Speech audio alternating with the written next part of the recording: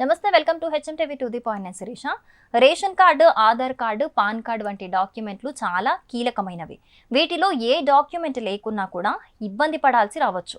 అందుకే ఈ డాక్యుమెంట్ల విషయంలో జాగ్రత్తగా అయితే ఉండాలి. అన్నింటిలో కూడా వివరాలు కరెక్ట్గా ఒకేలా ఉండేలా చూసుకోవాలి, లేదంటే చిక్కులో పడాల్సి రావచ్చు. ఇప్పుడు ఇది ఎందుకు అనుకుంటున్నారా? అక్కడికే వస్తున్నాను. తెలంగాణ ప్రభుత్వం ఎన్నికల హామీలను ఒక్కొక్కటిగా అమలు చేస్తూ వస్తోంది. వీటికి రేషన్ కార్డు తప్పనిసరిగా ఉంది. అలాగే ఆధార్ కార్డు కూడా తప్పనిసరిగా కావాల్సిందే. ఆధార్ అందరికీ ఉంటుంది, అయితే అందులో వివరాలు కరెక్ట్గా ఉండాలి. లేదు అంటే స్కీమ్ బెనిఫిట్ మిస్ అయ్యే అవకాశం ఉంటుంది. ఇక రేషన్ కార్డు విషయానికి వస్తే, రాష్ట్రంలో కొత్త రేషన్ కార్డుల జారీ చాలా ఏళ్ల కిందటనే ఆగిపోయింది. దీంతో ఇప్పుడు చాలా మంది ఇబ్బందులు పడుతూ ఉన్నారు. ప్రభుత్వ పథకాల ప్రయోజనాలు పొందలేకపోతున్నారు. కాంగ్రెస్ ప్రభుత్వం గృహజ్యోతి స్కీమ్ కింద ఇప్పటికే ఉచిత విద్యుత్ పథకం అమల్లోకి తెచ్చింది. మార్చి 1వ తేదీ నుంచి దీనినైతే అమలు చేసింది. ఈ విషయం మనందరికీ తెలిసిందే. ఇంతవరకు బాగానే ఉంది, కానీ ఈ పథకం కోసం పలు మెలికెలున్నాయి. దీనివల్ల చాలా మందిపై ప్రభావం అయితే పడుతోంది. 200 యూనిట్ల లోపు విద్యుత్ వినియోగించుకునే వారికి తెల్ల రేషన్ కార్డులు, ఆధార్ కార్డులు తప్పనిసరి చేసింది. గత సంవత్సరం చేసిన విద్యుత్ వినియోగాన్ని కూడా పరిగణలోకి తీసుకుంటున్నట్లయితే ప్రకటించింది.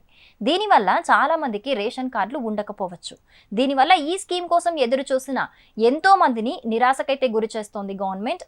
ఇంకా కాగా అద్దె ఇళ్లలో ఉంటున్న వారికి ఇంటి యాజమాన్యాలు సహకరించడం లేదు. దీనివల్ల రెంటుకుంటున్న వారిలో మెజార్టీ సంఖ్యలో ఈ పథకం కింద వర్తించకుండా పోతోంది. అంటే ఈ పథకం వాళ్ళకి వర్తించకుండా అయితే పోతోంది, రెంట్ ఉంటున్న కారణంగా అయితే. అలాగే 2022-23 సంవత్సరంలో వినియోగదారుడు నెలకు 200 యూనిట్లకు మించి విద్యుత్ వినియోగం చేస్తే ఈ పథకం అయితే వర్తించదు. అంటే జీరో బిల్ అయితే రాదన్నమాట, డబ్బులు ఖచ్చితంగా కట్టాల్సిందే. అలాగే గృహజ్యోతి పథకం కింద ఎంపికైన 200 యూనిట్లకు పైగా విద్యుత్ వినియోగం చేస్తే పూర్తి బిల్లు కట్టాల్సిందే. అంతేకాకుండా విద్యుత్ బిల్లులు బకాయి ఉన్న వినియోగదారులకు కూడా గృహజ్యోతి పథకం అమలు కాదు. బకాయిలన్నీ చెల్లించిన తర్వాతనే దీనినైతే వర్తింపజేస్తారు. అందువల్ల దీన్ని కూడా మీరు తప్పనిసరిగా గమనించాల్సి ఉంటుంది. ఇక గృహజ్యోతి పథకానికి తెల్ల కార్డు లింక్ పెట్టడంతో చాలా మంది అక్కడే అర్హత కోల్పోయారు. దీనివల్ల చాలా మంది చేతి నుండి డబ్బులు కట్టాల్సి వస్తుంది. అంటే దాదాపు 1000 రూపాయల వరకు కోల్పోయినట్లే అవుతుంది. ఇంకా ఎల్పిజి సిలిండర్ సబ్సిడీ స్కీమ్ కు కూడా రేషన్ కార్డు తప్పనిసరిగా ఉండాల్సిందే. అంటే అప్పుడు 500 రూపాయలకే సిలిండర్ పొందాలని భావించేవారు.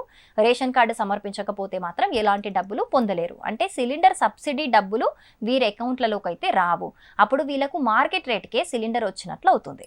సో చూసారు కదా, తెల్ల రేషన్ కార్డ్ అనేది ఒక్కటి లేకపోయినా, ఒకవేళ రేషన్ కార్డ్, ఆధార్ కార్డ్ అన్నీ ఉన్నా కూడా ఆ రెండిట్లో డీటెయిల్స్ మ్యాచ్ అవ్వకపోయినా, మీ డీటెయిల్స్ అందులో కరెక్ట్గా లేకపోయినా కూడా మీరు గవర్నమెంట్ నుంచి వచ్చే ఏ స్కీమ్కి అయితే అర్హులు కారనమాట. సో ఒక్కసారి మీ సర్టిఫికేషన్, అంటే మీ సర్టిఫికేట్స్ ఎలా ఉన్నాయి, మీ డీటెయిల్స్ కరెక్ట్గా ఉన్నాయా లేవా అనేది ఒకసారి చెక్ చేసుకోండి. For more interesting videos stay tuned to HM TV digital.